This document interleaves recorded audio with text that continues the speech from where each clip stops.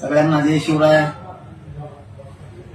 आपण या निवडणुकीत मुंबईसह महाराष्ट्रात आपण कोणालाही कुठल्याच प्रकारचा कसलाच पाठिंबा दिलेला नाही.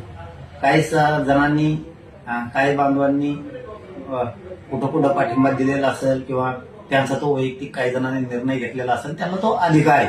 त्यांचा अधिकार आपण हिसकून नाही घेऊ शकत.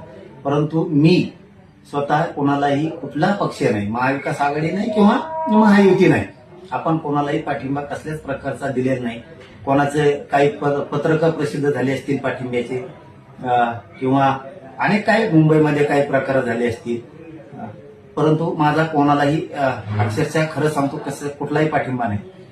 पूर्वीचे कधीचे काळीचे तरी कुठले व्हिडिओ काढलेत आणि त्या माध्यमातून कुठंतरी ते व्हायरल केले जातात, अशी काहीतरी एक माहिती मिळाली. म्हणून एक माझी सगळ्यांना नम्रपणे विनंती की आमचा कोणालाही कसलाही पाठिंबा नाही. कोणाचं काही पत्रक कोणी काढलं असून पाठिंब्याचं, त्या पत्रकाबद्दल सुद्धा ते त्यांचा वैयक्तिक अधिकार आहे, तो त्यांचा वैयक्तिक निर्णय आहे. माझा म्हणून मी कोणालाही पाठिंबा दिलेला नाही. हे सगळ्यांनी बांधवांनी सगळ्यांनी समजून घ्यावं. ना महायुती ना महाविकास आघाडी.